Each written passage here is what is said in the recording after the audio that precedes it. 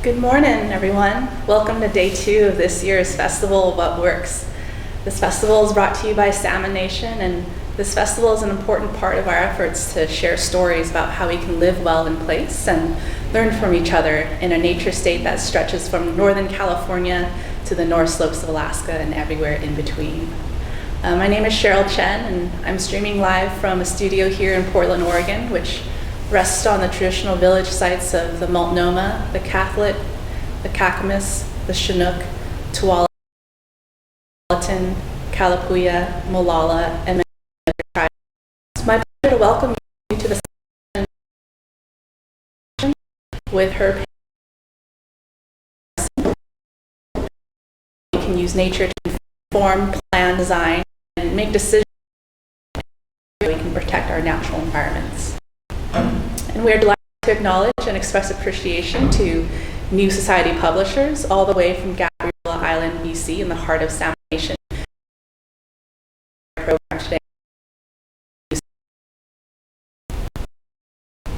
Esquest Don Morrison. Hello, everyone. I've just greeted you in my Secwepemc language and introduced myself in my Summit name, my English name, Don Morrison. I said hello, everyone, and and I hope you're doing well, and I'm happy to be here today. I'm zooming in from the beautiful unceded and very wet lands and waters of the Coast Salish people in the shared and overlapping territories of the Pumasqueam, the Squamish, and the Tsleil-Waututh, and have a little apartment here in South Vancouver, where I live part of the time, going back and forth between my home territory in Secwepemc. I'm a member of the Nisconnet and Adams Lake family, and that part of our Secwepemc territory. And and I'm the founder and curator of the Working Group on Indigenous Food Sovereignty.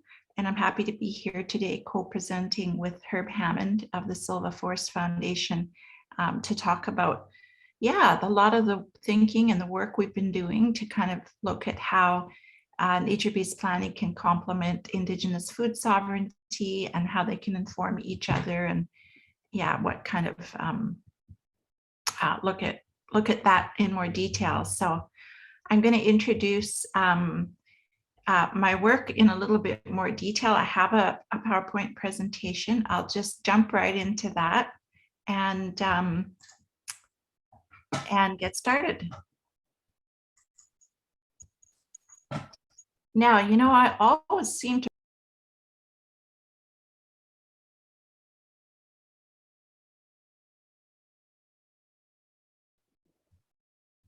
slideshow from up on the top, very top bar.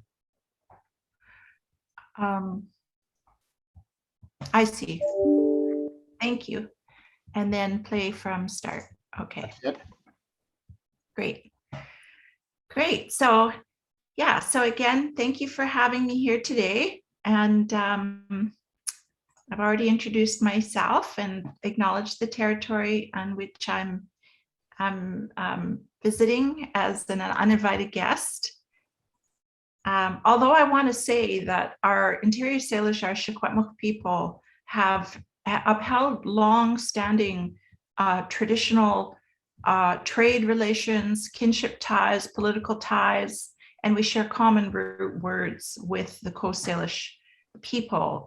We're all a part of the Salishan language group that it covers a large area of our that is, I guess, in part, the area is defined by our language group and those, the healthy associations between our Salish people and all of the diverse ecoregions, all of the hunting and fishing and farming and gathering areas that made up, really make up our food system, from the eastern slopes of the Rocky Mountains all the way to west to Vancouver Island, the southern part of Vancouver Island, and then Coast Salish territory or Salish territory also goes down south of the Canada-US medicine line, and then north up to the headwaters of the Fraser. So that's a huge area. Is Secwepemc, or the Salishan language group. The nation that I come from is the Secwepemc Nation. And our name actually translates to the people of the land where the water flows from the highest mountains through the rivers on its way to the ocean.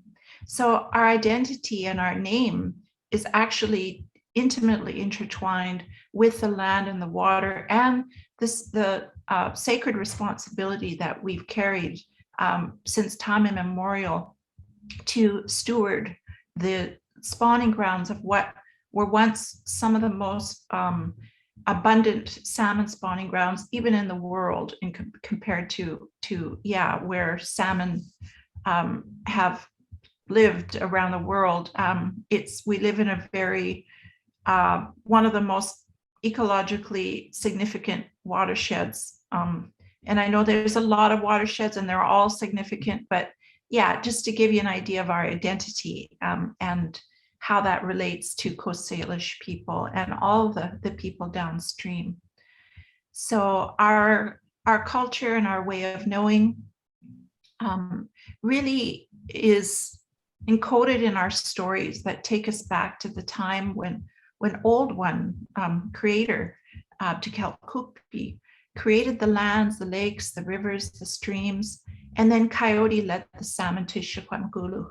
So there's lots of stories that teach about that, and a lot of those stories even correlate to what Western science thinks of as the geological timeline of humanity.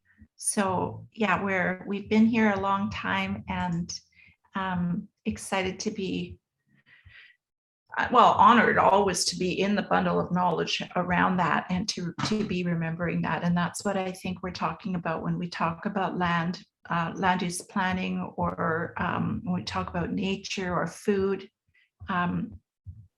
We know that food is the most intimate way in which we interact with the land and the water, and we eat the food and it becomes us.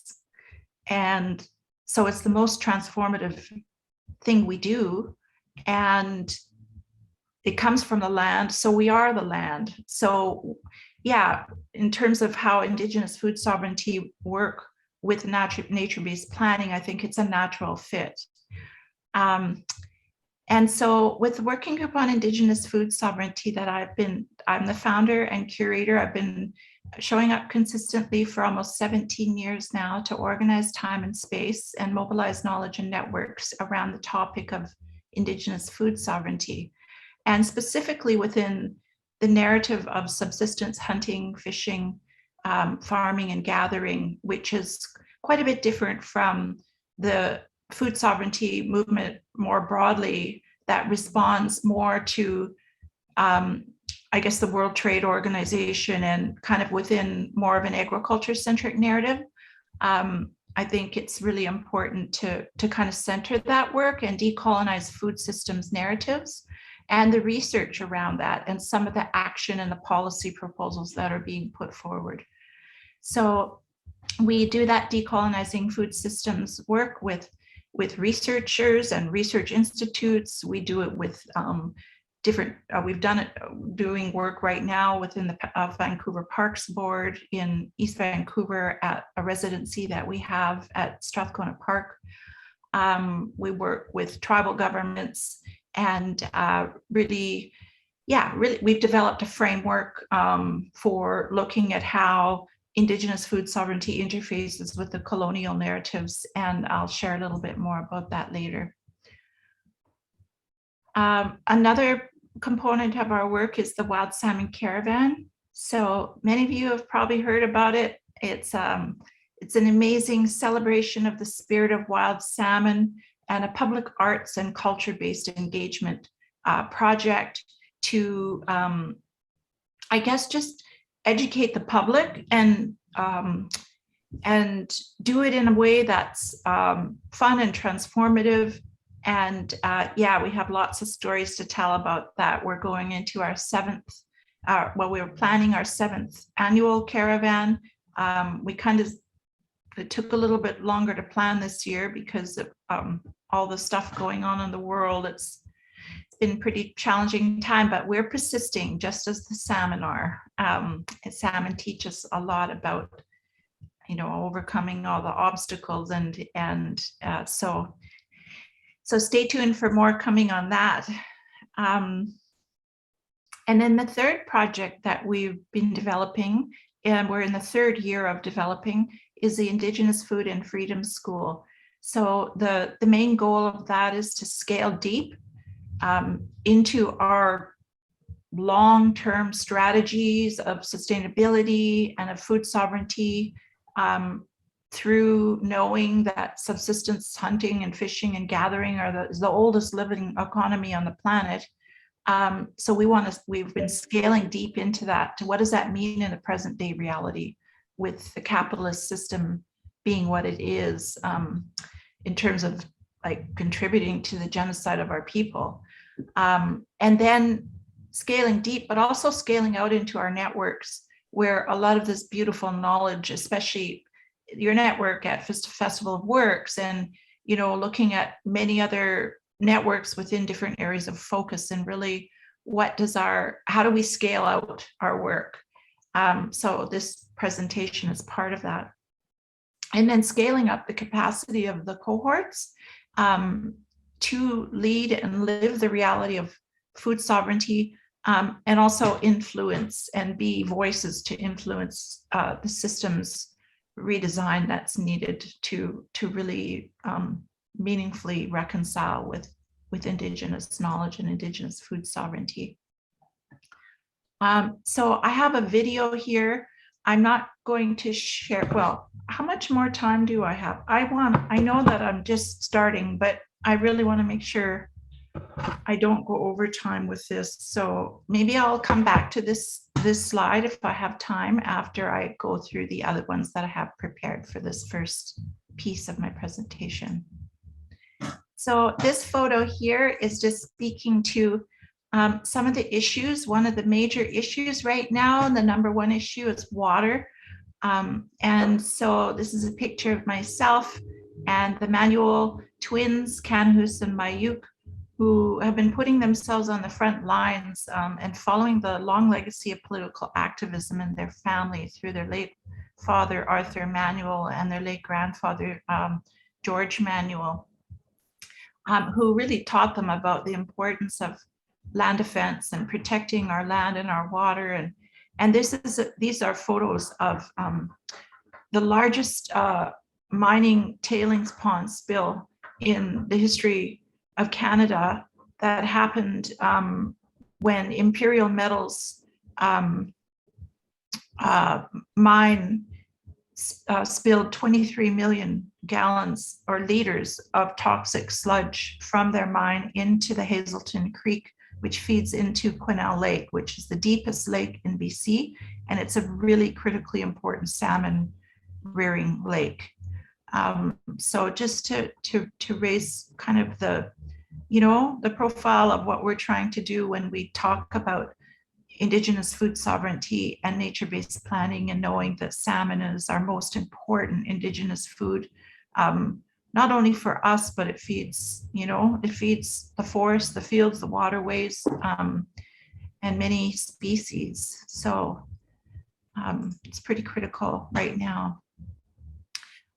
Indigenous food sovereignty, over the last 17 years of talking with literally thousands of Indigenous people around what that means to us as subsistence hunters, fishers, and gatherers, we've translated 4 key principles that have repeatedly emerged in conversations.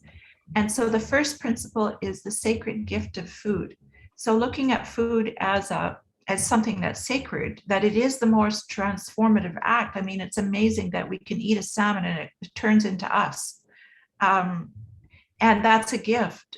That's a beautiful gift of sustenance and nourishment in both mentally, physically, spiritually, and emotionally.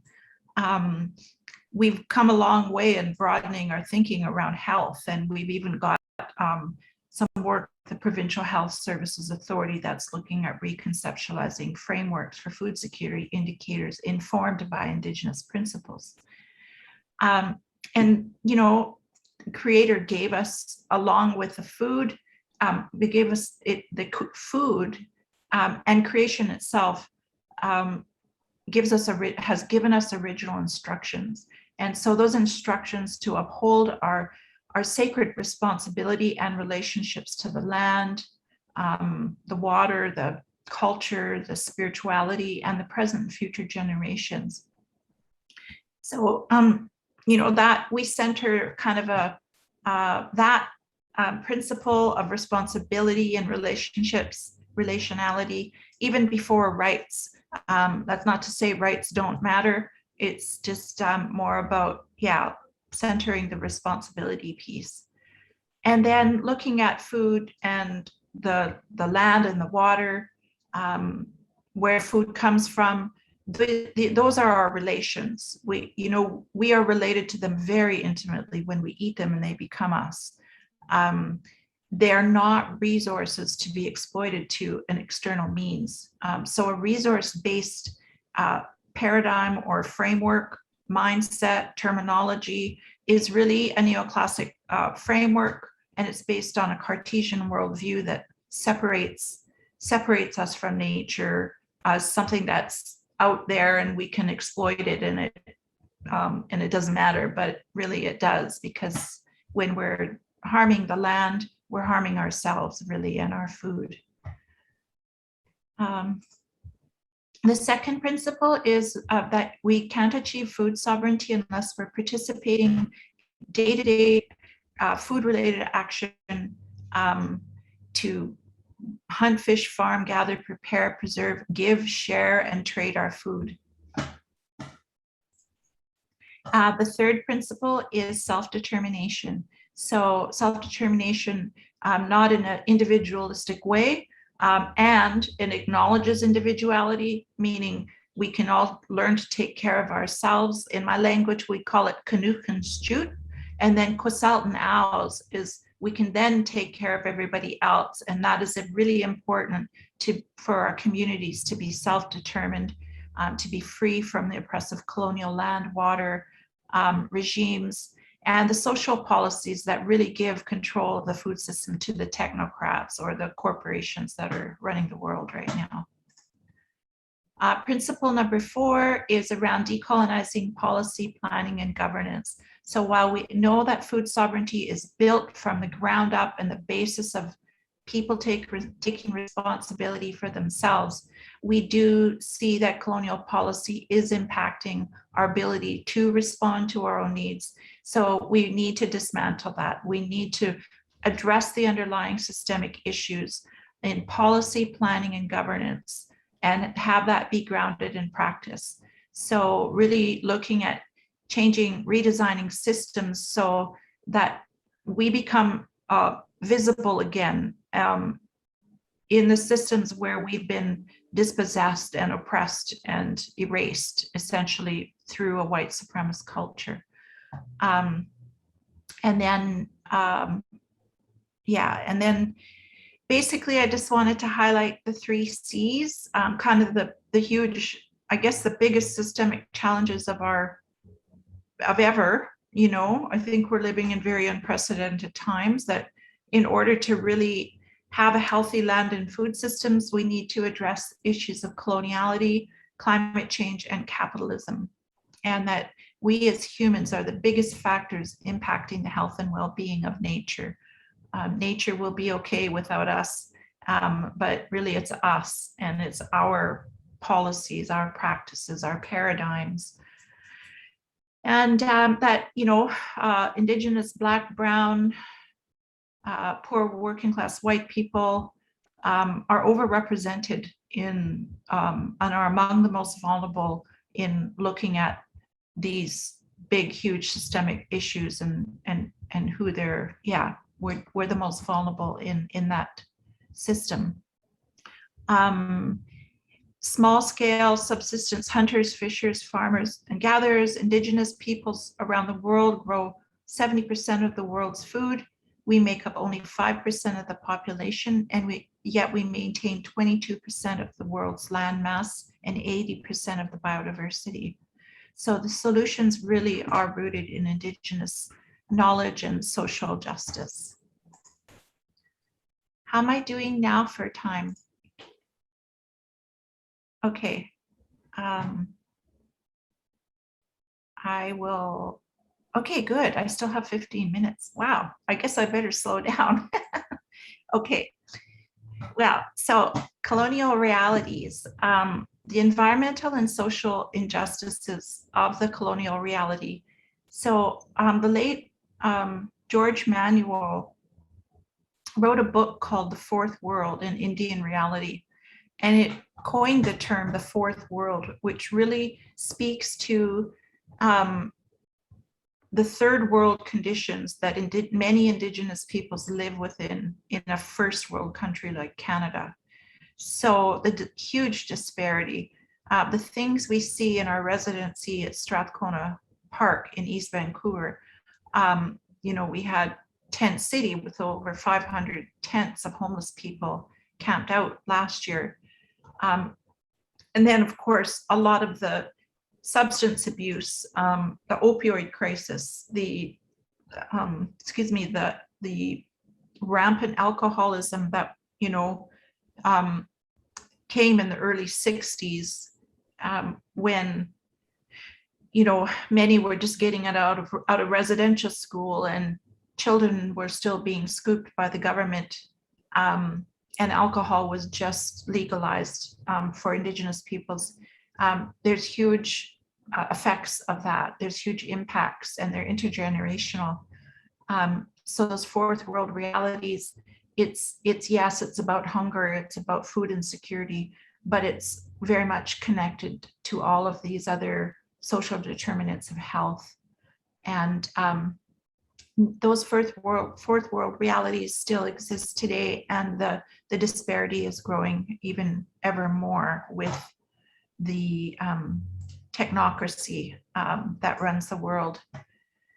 So so I guess another one of the injustices is around security and safety, and especially in communities where youth are at high risk, and Indigenous women are being murdered and are disappeared through, and never being found again. A lot of that began in the residential schools, but it's still happening in our communities. And so there is no culturally competent kind of community justice support. And it's clear that the justice system is failing us in the ways that our people are overrepresented in jails and prisons, but also in the way that the court makes decisions, even around land claims, how it uses the balance of convenience to, look at who will be most inconvenienced by resource extraction projects that we protest, but the court deems often will rule in favor of when it comes to land designation policies, but also planning itself. That's why I'm so excited about this work with Herb, is to really look at what would a planning framework look like as it's being informed by Indigenous food sovereignty, because right now there is no adequate planning framework to advocate for the restoration and conservation of Indigenous food lands. So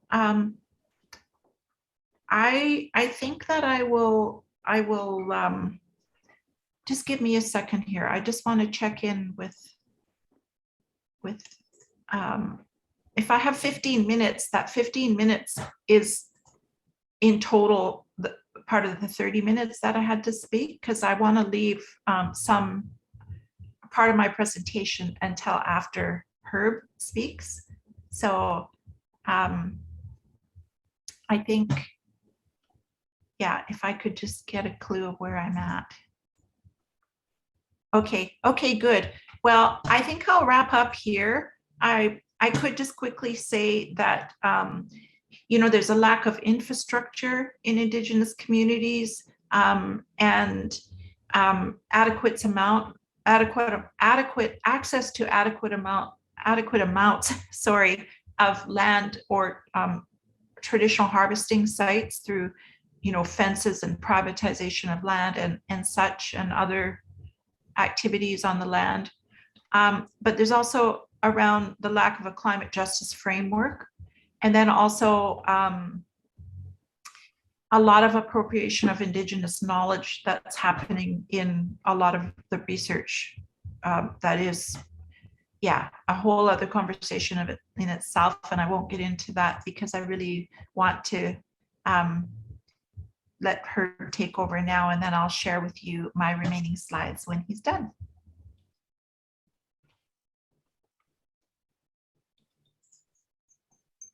Thank you. Take it over. Take it away, Herb. Okay, I will share my screen here. And oops, I don't know if that worked. Looks good to me.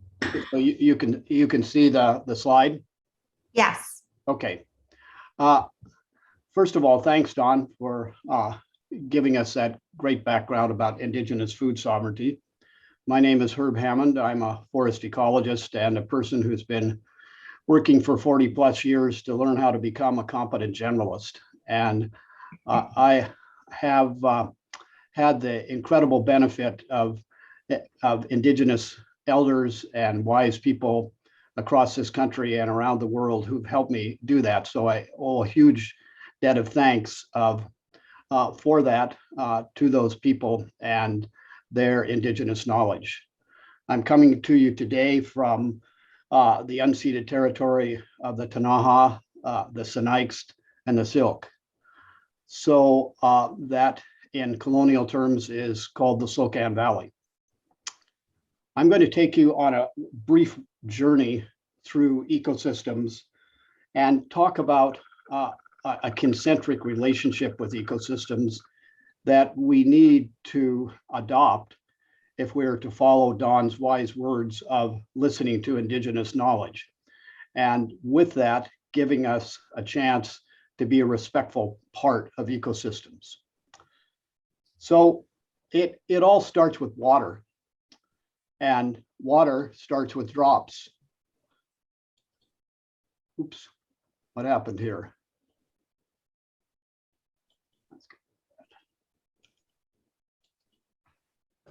So I want you to keep this picture of a drop in your mind as we work our way through this presentation today. I want you to hear your heart like the soft, nourishing sound of water dripping through a forest canopy. Water is the connector, Earth's veins and arteries. We can look at these dewdrops on this spider web and remember that we can perhaps take out one or two of those connecting webs, but each time we do that, we weaken the overall strength of the web, just like we do in the way colonial approaches and resource management approaches take with ecosystems. Ecosystems are a living fabric woven together by water. Water is the central point here, and it's the central point of the planning system that I will talk to you about today. Salmon are really the ultimate expression of that web that's woven together by water. These are sockeye salmon in the Adams River in Don's territory, and they're maintaining the health of salmon as a keystone species. If they're healthy in population and genetics, then the whole system is healthy as well. Much of the primary ecosystem that most of us in Salmon Nation are are surrounded by are forests. And we have, unfortunately, a dearth of old growth or primary forests that have not been touched or affected by industrial approaches. That is to our detriment, and something that we need to work quickly to both protect all remaining and ensure that the places where we have modified them are restored. Why? Intact primary forests conserve and manage water better than any other ecosystem. Think back to that drop. It falls through that multi-layered canopy and eventually reaches the ground, being collected by the cups of mushrooms and lichens, filters into the ground and finds its way in groundwater through the streams, creeks, and rivers that nourish salmon nation. If you think of an old forest like you see in that picture, it literally holds millions of drops, each one of those trees. Now contrast that to a tree plantation after a clear cut that may hold a few hundred or a few thousand drops. The lesson there is obvious. These systems are also the best at carbon collection and storage. They do it as well or better than any ecosystem, and particularly better than any other forest ecosystem. We all know that why that's important these days. The climate and biodiversity crises are telling us that all the time. And finally, these systems have the highest level of biological diversity. Not only the greatest number of organisms and processes, which are key to providing food, but also the greatest number of specialist organisms that live there and live nowhere else. Insects like carnivorous beetles that eat herbivorous beetles that eat young trees in tree plantations. Water is alive. If water isn't alive, we're not alive, because we are about 70–75% water, as are all living beings. Water may either transmit the essence of life or magnify and transmit our mistakes. That choice is ours. And what I hope to talk to you about briefly today is a choice for water, is a choice for transmitting the essence of life. That starts with watersheds. And watersheds are an interesting phenomenon, because if you think of watersheds as a drainage basin or a bowl or your bathroom sink, water runs down the sides and then out the chute at the bottom. That is how a watershed works. And only in ecosystems, watersheds are either infinitely small, like every crease on the surface of the earth, or they're the whole earth. So whatever we do, whatever action we take, influences multiple watersheds. The idea that we can keep doing things across the landscapes of Earth and not influence watersheds is a faulty assumption. So if we manage watersheds like the ones you can see here in this picture, where there are distinct creeks and that flow into the Athabasca River here, or even indistinct tributaries and their fine tributaries, the key there is to protect water quality, quantity, and timing of flow. Those are the three variables that our plans all focus on. Things like timber, minerals, tourism, urban development, those need to be seen as byproducts. We don't make plans for exploiting and extracting and damaging ecosystems. We make plans for protecting ecosystems and explain how people can fit into those plans to meet their needs in respectful ways. A nature-based plan to a new relationship has some key elements. it's regenerative, it's respectful, it's gratitude-filled, and it's a reciprocal relationship with nature. Those four ingredients are like water quality, quantity, and timing of flow are to water. They're the essence of good planning that fits people into ecosystems in respectful ways. Jeanette Armstrong reminds us eloquently that ethical conduct within nature is based on reciprocity, is based on giving back, is based upon those principles that you see before you. So the flow of thinking that leads to nature-based planning starts with understanding that ecosystems, from the very smallest part to the whole earth, are identities to be respected, not objects to be dominated. It incorporates a concentric view of how earth and its ecosystems work, how nature works. That concentric view has a really important hierarchy. And that hierarchy is quite simple, but quite profound. Economies are part of human cultures, and human cultures are part of ecosystems. So it follows from that relationship, that basic logic, that if you take care of ecosystems, you always have healthy cultures. That's a big message that I take away from Don's work with Indigenous food sovereignty. And if you have healthy cultures, you always have healthy economies, because all an economy really is people relating to people, providing the goods and services that we need. The key word there is need, not wants. And we have all, to some degree, fallen prey to a wants economy that gets packaged up in global consumer-based economies driven by growth-oriented capitalism. That's a major stumbling block, as Don pointed out, and I agree with that.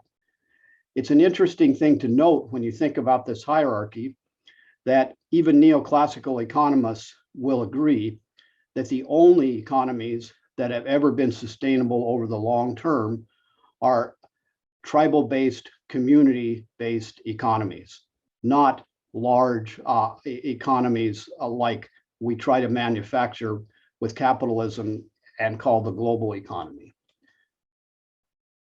A concentric relationship is described really well by Dennis Martinez, who is a friend of mine and a person that I have worked with to apply ecosystem-based management and what Dennis calls ecocultural restoration activities.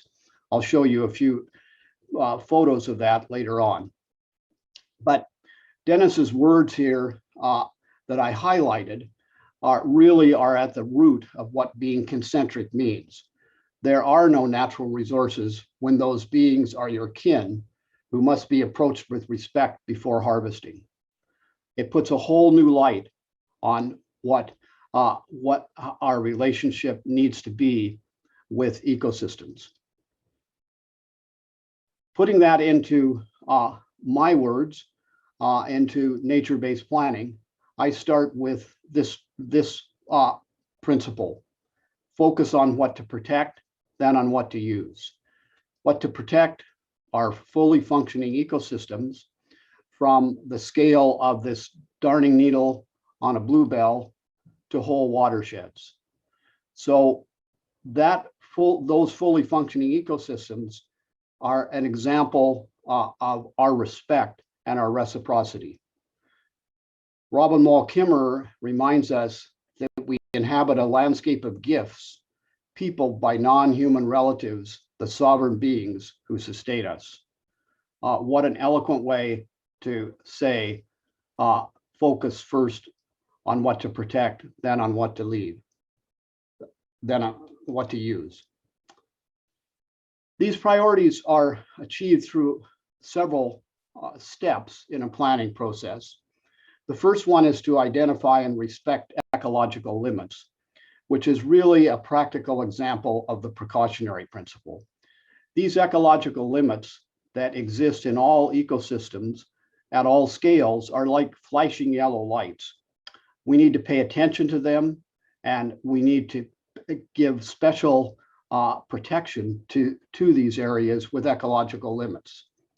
Some examples include things like shallow soils, very dry or very wet sites, steep, broken slopes, snow-dominated ecosystems where snow is so deep that it's hard for plants and correspondingly animals to maintain themselves in that system. Each ecosystem has some unique parts, some that are not common in those areas. And we have created through our past activities threatened and endangered species, and we need to pay particular attention to them. Salmon, unfortunately, is creeping along towards being one of those threatened and endangered species. Riparian ecosystems, the wet areas along creeks, streams, and rivers that serve as nature's voltage regulator. Old natural forests, which I touched on earlier. And just in general, natural intact ecosystems. Science now tells us that more than 75% of Earth's surface has been influenced by people's activities. So that means wherever we have intact ecosystems, they deserve special protection. The other primary way that we achieve the goals of nature-based planning is through networks of ecological reserves or networks of ecological protection and cultural reserves, working with indigenous nations at multiple spatial scales. That jargon, multiple spatial scales, just means from large areas through medium-sized areas to smaller areas. And you can work it in reverse, from small areas to medium to large areas. This is an example of what an actual plan looks like in terms of ecological reserve design. This is a plan we did for Innu Nation, and they've kindly given me permission to show you this as an example. These ecological reserves were accompanied by cultural reserves as well, but for obvious reasons, those cultural reserves are proprietary to the Innu. So this example also is an ideal one because we started with a very large area, a large landscape. That's the ideal way to start. But keep in mind, as you watch this progression, you can start at any one of these scales, including the very last one. You can do this kind of planning for your backyard. It's better if you do it for your whole watershed, but it still is beneficial at for small areas as well. So at the large area here, we design what we call protected areas network. They include whole watersheds, like the areas in green, and big linkages along rivers, along wetland corridors and things that link these large watersheds. And then if we focus on a slightly smaller area, that area there that you see as Forest Management District 19A, which was an area that the colonial government in Newfoundland and Labrador wanted to cut trees, then we can further design a network of ecological reserves. What we're doing works just like a zoom lens on a camera. We're starting from a large landscape where we don't know as much detail, and as we hone in or zoom in, we see more detail, and we're able to design finer scale networks of reserves. You can see here that some of the reserves have changed, some of the big ones from the protected areas network for the large landscape, and there's new linkages. Now let's hone in on a watershed level. If you then look at the Cape Caribou River watershed, you see finer scales of networks. All of the pink, for example, are forested wetlands. Trees that perhaps in the eyes of timber companies are merchantable, but if you take the trees off the land, you end up with wetlands and ponds rather than forests. So they became ecological limits, like we discussed before. And finally, down to a small area that the Innu decided both culturally and ecologically, they could carry out some timber extraction. But note there that even in that small area, there was a further defined network. We zoomed in, found more wetlands, found more ephemeral and small creeks, and old growth patches. Also note that in the two different stippled green areas, that there was just partial cutting, removal of a portion of the trees, so that there now will always be continuous forest cover there. That process of ecological reserve design is now challenged by climate disruption. We know that what's coming at us, whether we live in a temperate rainforest or an inland rainforest or a dry interior area, are more challenges for survival of all of us. And I include these three pictures from an interesting publication about disturbance refugia. There's conservation ecologists now are in agreement that even where there are disturbances, you can see networks of reserves to maintain. Starting on the left there, you see patches of trees following a fire. So that means that if that had been designated as an ecological reserve, it still has lots of value. In the middle, you see a slightly different picture where you have a combination of drought and insect outbreaks that have modified the forest. Again, you see a picture that ecological reserves can easily accommodate. And finally, on the right, you see an insect outbreak that has killed groups and single trees, but maintaining across that landscape is still good ecological integrity. A burn forest or an insect forest or a forest where insects have killed trees is still a forest. It still has the tools to maintain itself through time. And we need to recognize that when we associate ecological reserve design with climate disruption. Really what we're doing here is improving chances and providing diverse options for water and biodiversity conservation. Now I want to turn to some examples here. And increasingly, nature-based planning focuses on ecological restoration. The first priority of any restoration needs to be stop making the mistakes that create the need for restoration, period. The most glaring example in the forests of Salmon Nation is continued clear cutting and tree planting and short rotation forestry. Dumb approach, does not meet the principles that I've been talking about. But we also need to have the humility to recognize that even when we commit ourselves to and carry out restoration, that all we're doing is assisting natural processes to reestablish natural ecosystem composition, structure, and function. That takes a long time, at least decades, and generally centuries and beyond. So even more emphasis to stop making the mistakes. So here's some examples. This is a tree plantation on Galiano Island, a place that I've worked for more than 20 years with the Galiano Conservancy to restore a tree plantation.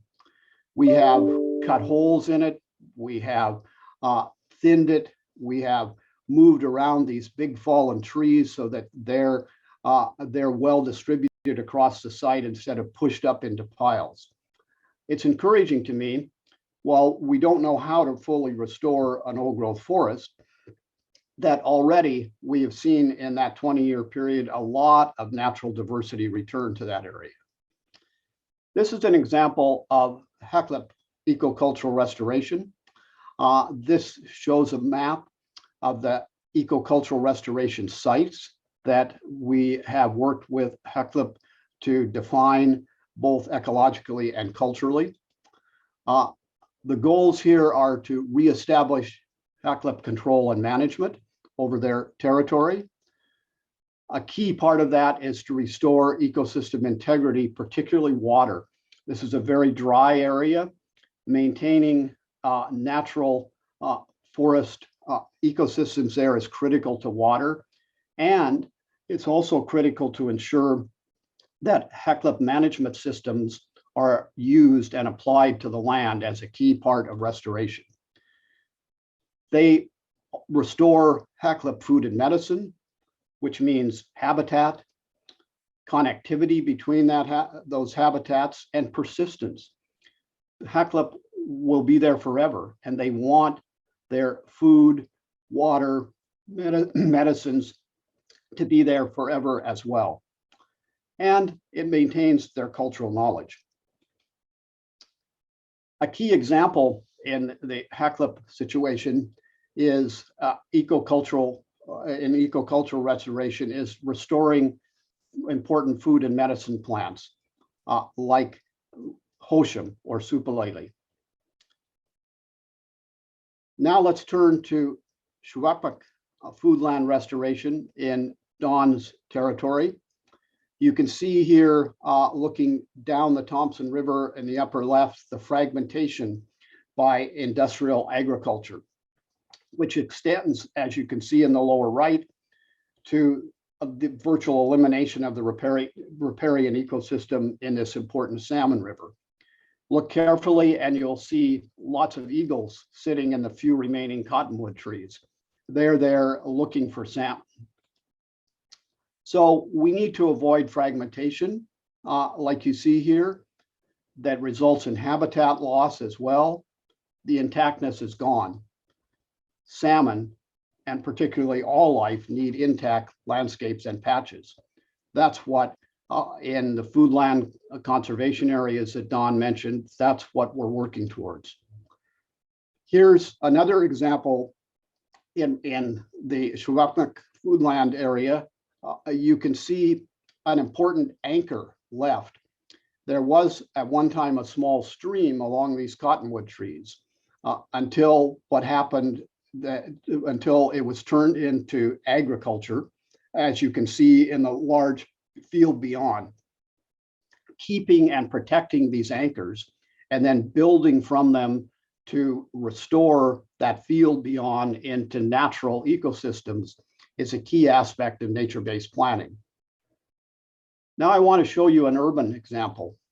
This is the Still Creek watershed that spans Vancouver and Burnaby. And it's close to where Dawn spends much of her time these days. This is the current condition.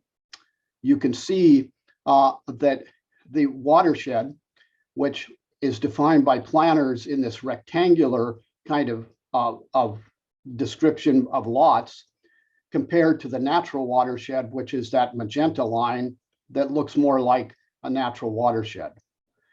This is a shifting benchmark. It's dangerous to think that this is normal and natural. It's not at all normal and natural. If we think about it, in Still Creek, we went from a sea of green with blue veins and arteries connecting all parts, little streams everywhere, salmon everywhere, to a maze of lanes, roads, freeways, parking lots, roofs, and sidewalks that are all impermeable to water. They concentrate it, cause lots of problems, and that results in higher temperatures than you would expect in a natural ecosystem, referring to as the heat island effect. This is a map that we, as part of our restoration plan, on our nature-based plan for Still Creek, that shows you that we built the restoration ideas around a water movement network, around what we could reconstruct of where the old small streams were in Still Creek. This provides a vision and a blueprint for moving forward to put nature back into the system, put nature back into this urban area. And it also provides a wonderful catalyst for neighborhoods and people in each person's backyard to get involved. The last photo here is just included to show you that there are lots of economic opportunities. This is a small scale value-added sawmill in the Hera Proctor community watershed that's managed according to under a nature-based plan. So it's still possible to have small scale respectful economies that are community-based, generated from these plans. So let me summarize. A new relationship that we call nature-based planning is rooted in heart-based thinking. We definitely need to start with our hearts. Our hearts will direct our brains in the right direction. It's concentric, earth-centered, not human-centered. It's precautionary, not exploitive. It's prevention, not mitigation. It's regenerative and restorative, not extractive or destructive. How do we do that? Well, I think a key step is meaningful reconciliation with Indigenous people, directed by Indigenous people, not defined by colonial governments, but defined by Indigenous people. And nature-based plans, like I've given you a brief glimpse into today. I think there's a great opportunity too with Indigenous protected and conserved areas. They're increasingly something that I hope Indigenous nations take advantage of. We're a part of nature. Think like an intact ecosystem and use some common sense, and we can have a happy ending. Thanks. And Dawn, back to you.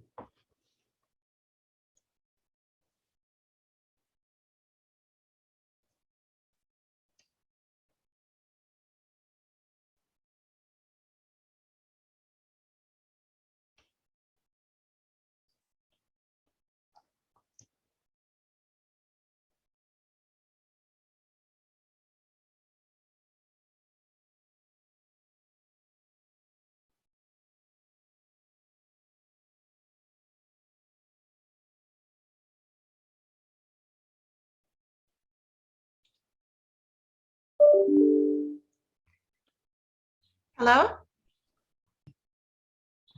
We can hear you. Okay, good. I'm just having a hard time getting back to my, sorry. Okay. So I just need to get back to my screen so I can share with the screen, but I'm having some sort of weird thing happening with my screens. They're all tripled up here, so I will do this, see if that works. Can you see my screen? Can you see me or can you see all the other stuff I have on my screen too? It's done something weird to me here. No, we can just see your slide is just there. Okay, great. Okay. So thank you, Herb. I just so appreciate everything I've learned from you. I remember I took a workshop with Herb and Dennis Martinez quite a few years ago in the Kootenays on ecocultural restoration, and I was so inspired by that. I went on to study restoration of natural systems at the University of Victoria, and then I worked with Herb on an ecocultural restoration project in my home territory in the Harper Lake watershed. And then I've since formed a partnership through our working group on Indigenous Food Sovereignty with Isak Alam Foundation, an Indigenous-led foundation that's doing some amazing work within the framework of Canada's Pathway Target #1 framework on Indigenous protected and conservation areas, where Herb landed and saying that, you know, there's opportunity in that. And so our working group in partnership with the Silva Foundation is, just doing some engagement around where we will apply our decolonizing food system framework to the process of looking at Indigenous food land conservation areas, and look at the framework of IPCAs as in its to explore its potential in terms of helping us to chart a pathway to advocating for the establishment of Indigenous food land conservation areas. So in order for that to happen, well, I guess it's to say that with some of the pictures that Herb showed on my home territory of the fragmented ecosystems on the shores of the South Thompson River, we see that our food lands, in our case, in Chase anyways, we're sitting on some prime #1 agricultural land that's superior to almost anywhere in North America. There's very little agricultural land left that has been kept free of chemicals and pesticides and fertilizers, that has rich alluvial soils and is in close proximity to irrigation and water on the benchland, such as we are in Secwepemcúlecw. But for us as Indigenous people, we don't see food lands within the narrowly defined agriculture-centric narrative that was really imposed by the first settlers in the late 1880s, in the time when agrarian cultural hierarchy on par with British morality saw agrarians as superior to hunters, fishers, and gatherers. And so they established a legal doctrine and land and water rights-based strategies to assert control and jurisdiction over the land and water. And we've seen where that's gotten us. So really our food land conservation areas, we're looking at it in the broader scope and scale of hunting, fishing, and gathering. And we also see it as a process for charting a pathway to a cross-sectoral approach to philanthropy for climate change, environment, health, agriculture, social enterprise development, to reconnect the system that was fragmented, as Herb has pointed out. So all this complexity that we're dealing with these days, there's only solutions if we start to look at it holistically, and that includes philanthropy. If we look at getting kind of capital impact investments, so look at strategies for reducing barriers to access to whether it's developing social enterprise to support this work, so that we don't have to be reliant on philanthropy and government funding forever. We do see it as a just transition, and that, you know, these both philanthropy and investments do play a role. But in order to really transition out of the production paradigm, which I think is something we can all do, we can all challenge ourselves to really look at reconditioning our mindset and how we've all been conditioned by productionism, by thinking food is produce, or that it's a product, or by thinking of ourselves as producers.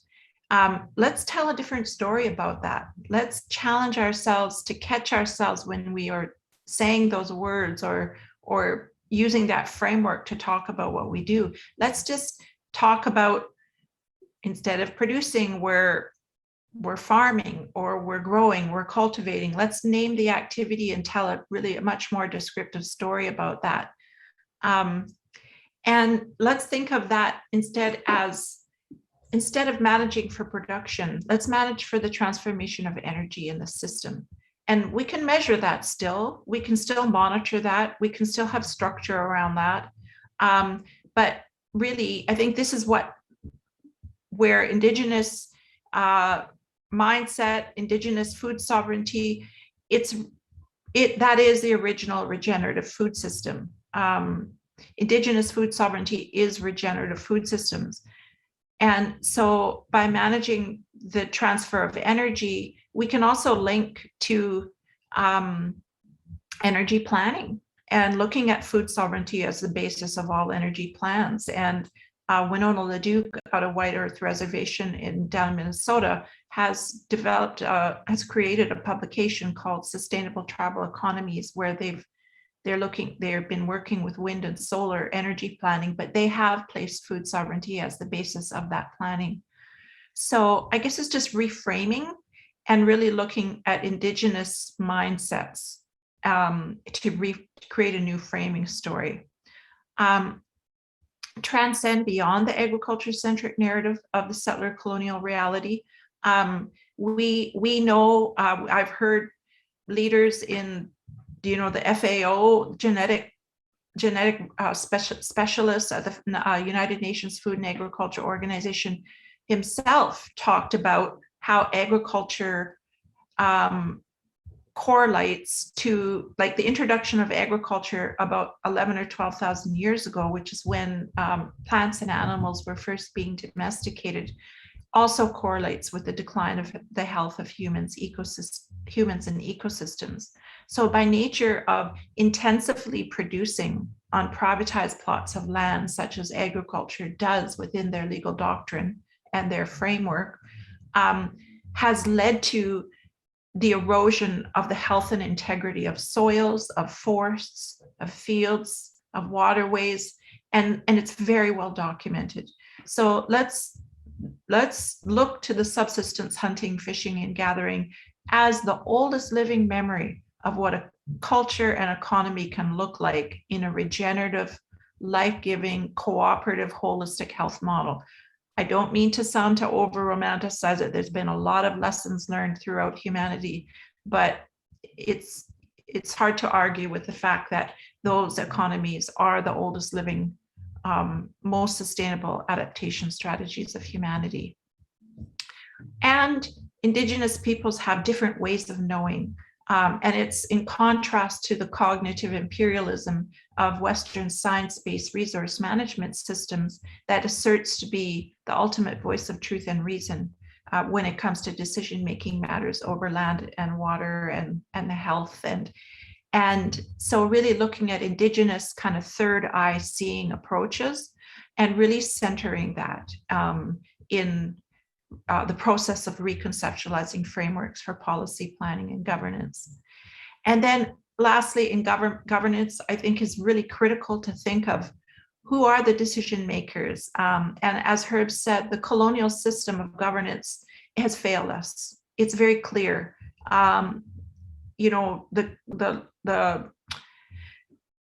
All the corporations of the world own more assets than half the governments of the world, and probably more than half now. That's an old statistic.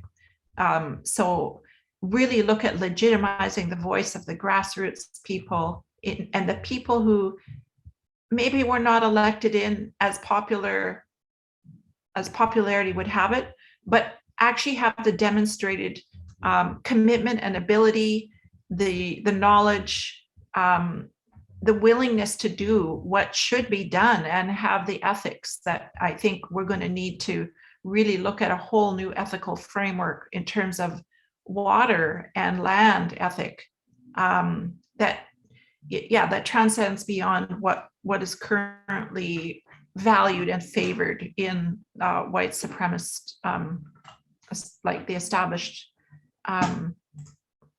system. So this is a cross-cultural interface framework that I developed, and I won't go through it all because I want to be mindful of the time. But basically it's a framework that I developed. It's a non-exhaustive process-oriented tool to help create ethical spaces of engagement in policy, planning, and governance, to give some structure to the process of entering into the journey of understanding more deeply the different cultural realities that are expressed in the the subsystems of the land and food system as a whole. So, and it's based on Indigenous pedagogy of transformative research. It's based on Indigenous epistemology of understanding, like the deep third eye knowing of understanding the different dimensions of reality and how they can interface in either contentious or complementary ways. And it's based on using the metaphors in nature that Indigenous science is well known for, understanding ourselves in relationship to nature. In this case, I've used the life cycle of wild salmon as a metaphor to take us through the process. Identifying key points of entry into that journey, but also interface into the different ways that the different realities interface in both contentious or complementary ways. And then looking at some of the opportunities for transformation that live in the points of contention and the contradictions, the paradoxes.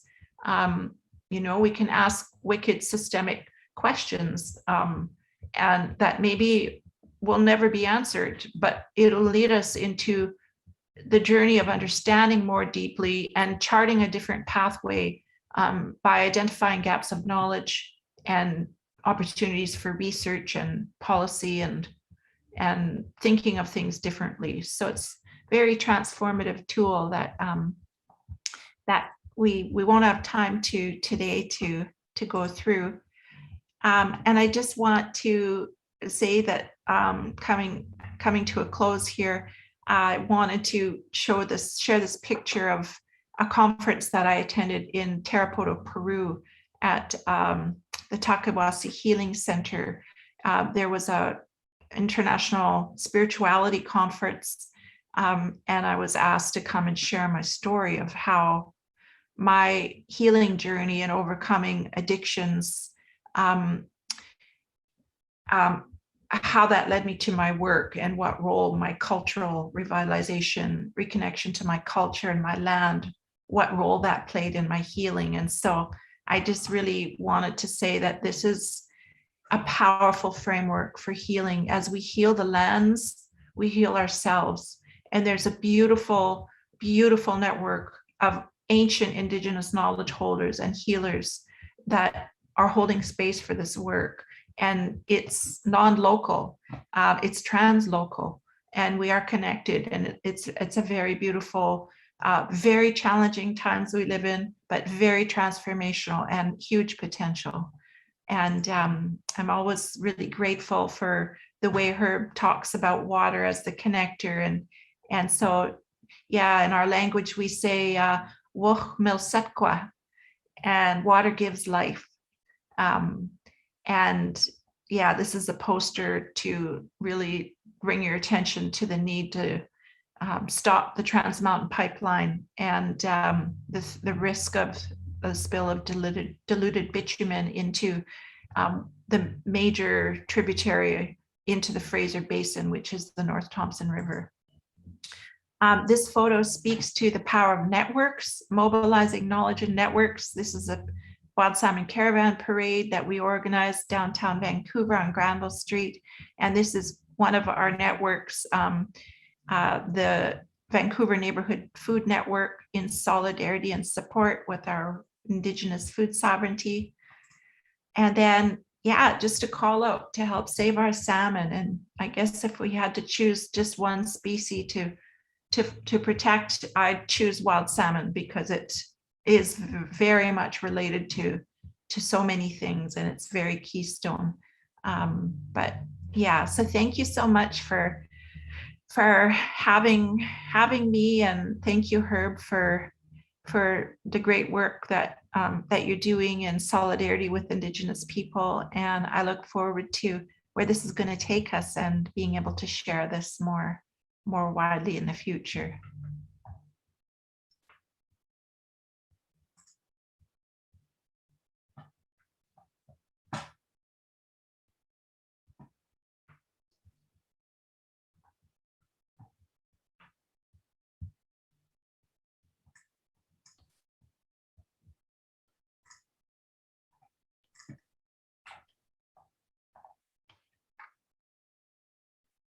I guess I can start here.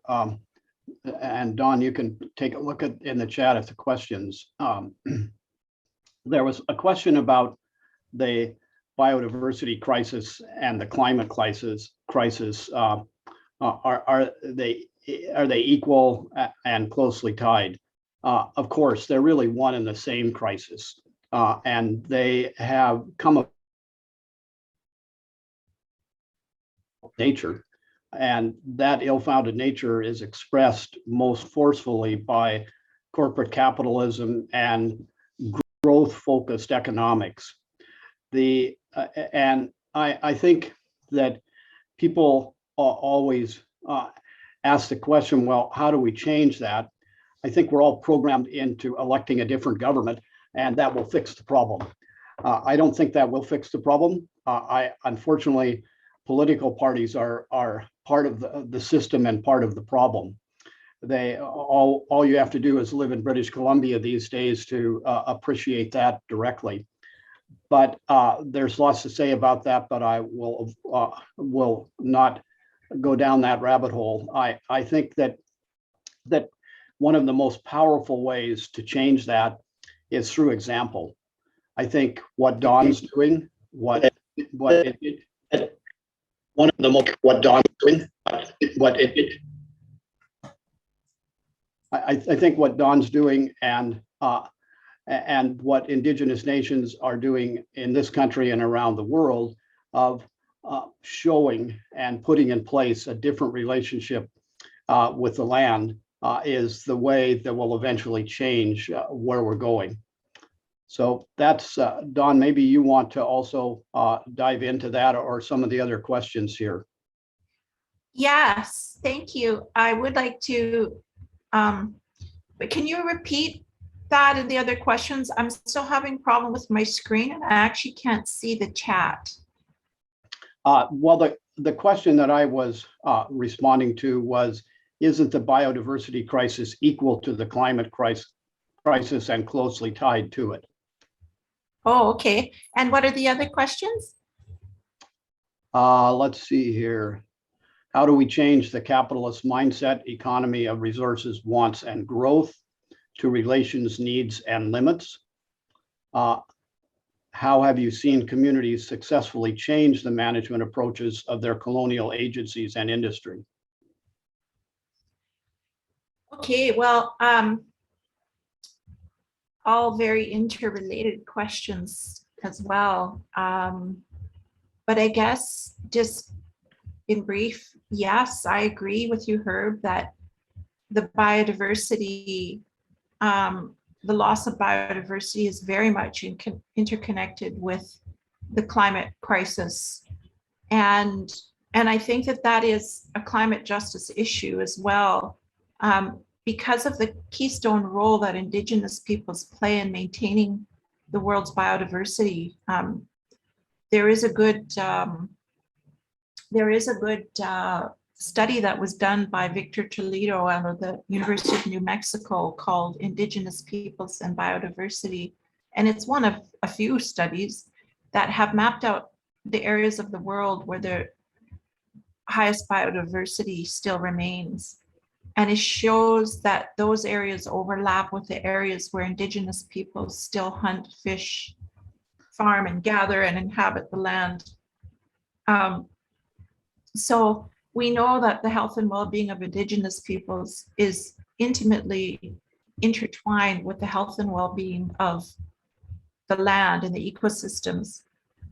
That's true for all of us, but I think because of the significant role that Indigenous peoples play in our cultural values and our knowledge and our wisdom, and this is why I think, yeah, capitalism is a root cause, because that's the capitalist accounting system and the techno-bureaucratic framework for administering land and quote unquote resource management systems is based on accounting for genocide, essentially. There's research done on that. There's a book written called Accounting for Genocide, and how that system of administration itself has removed Indigenous peoples from our cultures and our livelihoods.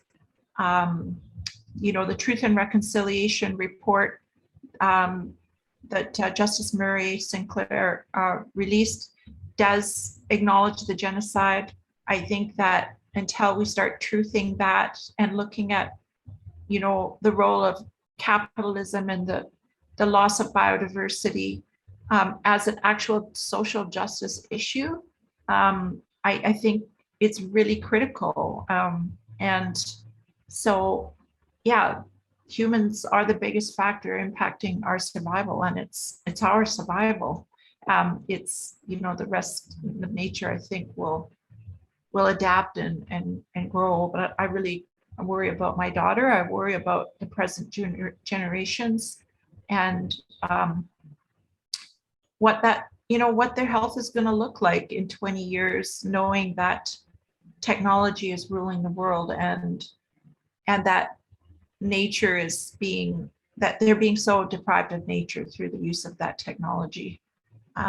So I think that, the production paradigm, the resource-based thinking has led to the building of an empire, a giant that, we really need to look at the counter narrative to that and reconnect to nature. I know that a lot of nature's intelligence is being also exploited in artificial intelligence and technology and innovation.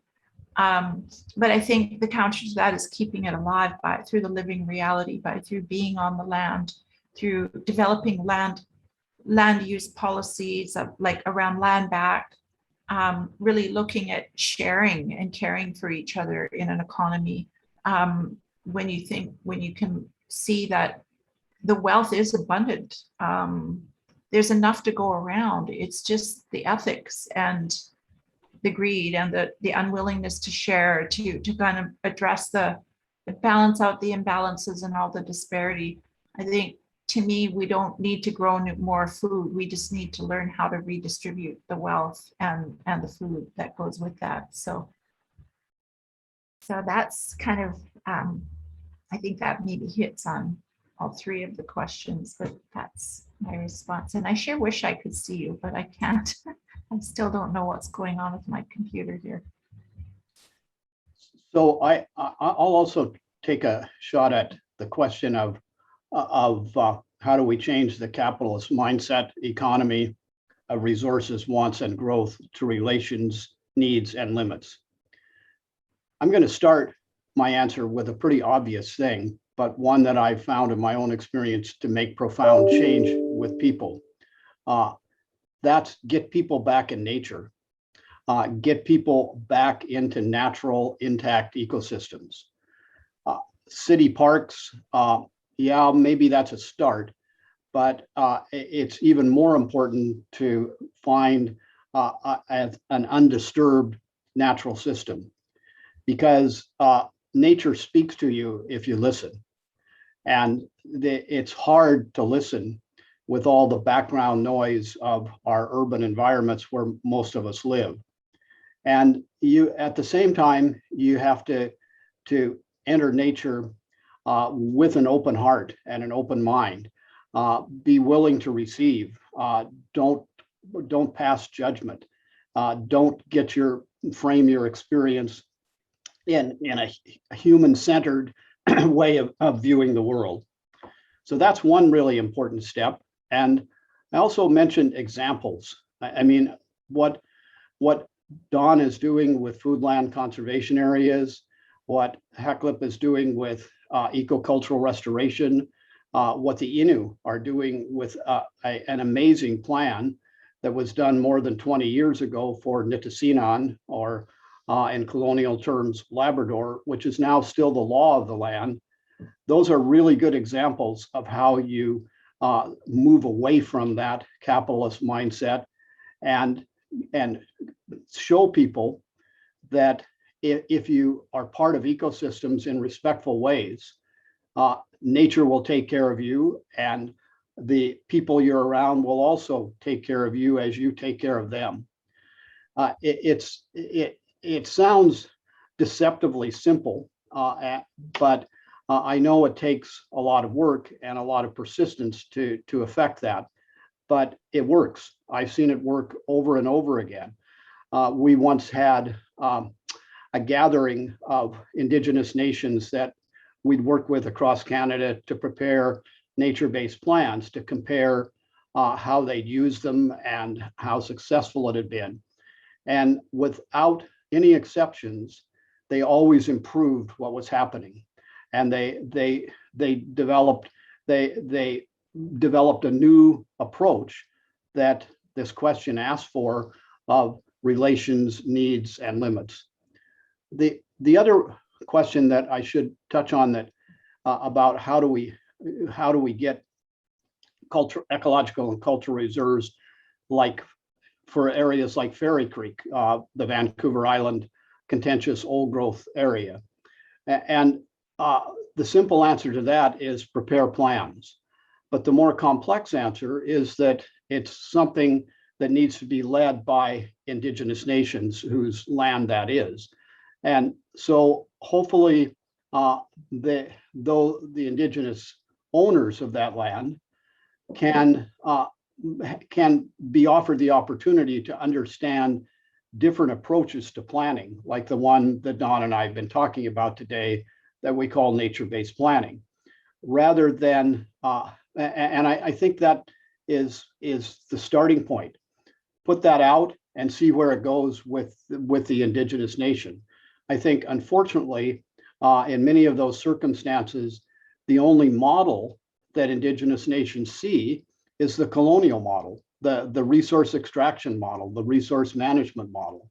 I think we need to spread out a different model more widely and explain its practicality and use in order to achieve things across the landscape, like ecological and cultural reserves. Yeah, and if I could jump right into that, Herb, yes, and I think it's important to understand that Indigenous food sovereignty is Indigenous law in praxis, and that while planning does play a role, I think what really is keystone is that, yeah, that we exercise the precautionary principle and stop the harmful developments, number one, such as clear-cut logging and old growth, or clear-cut logging in sensitive ecosystems, as Herb pointed, outlined for us in his presentation. So exercising the precautionary principle, when in doubt, don't do the activity. And then the planning that follows, I think, is important. But I think in an Indigenous approach, planning is in action. So the action participatory nature of planning is, the system really needs to support cultural programming, the living reality of food sovereignty in the forest, fields, and waterways. It's so difficult for us to get funding to support that work. And yet we're being called upon to find solutions to some of the world's biggest social and ecological crises without adequate support, financial support to pay the bills. Like, yeah, it's true. We can't go back and live the way we used to live because we live in a colonial reality, and it's a double standard to think that we don't need funding to do it. But so I guess that's a call out to philanthropists to say, just give us the money. Let's reduce the techno-bureaucratic frameworks. Let's recognize that planning is part of the solution. And what's most importantly is that participatory action on the ground.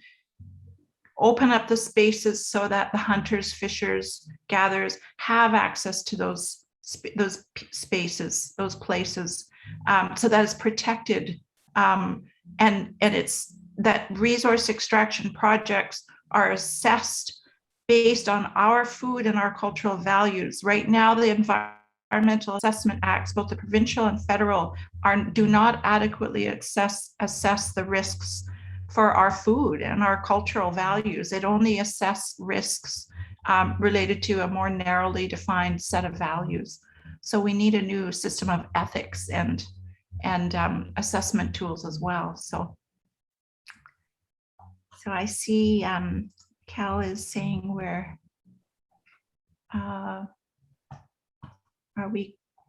getting ready to wrap up. So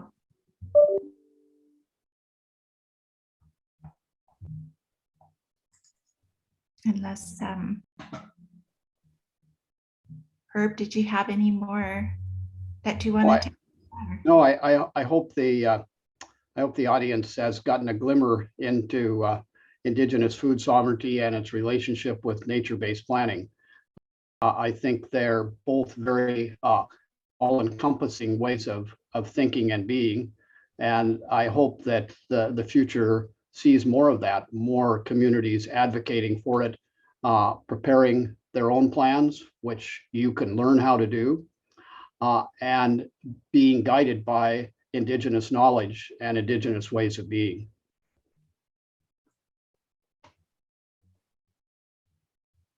Thank you, everybody, for joining in. And thanks, Cal, and everybody at the Festival of What Works for having us. Yes, my thanks to Cal and the Festival of What Works.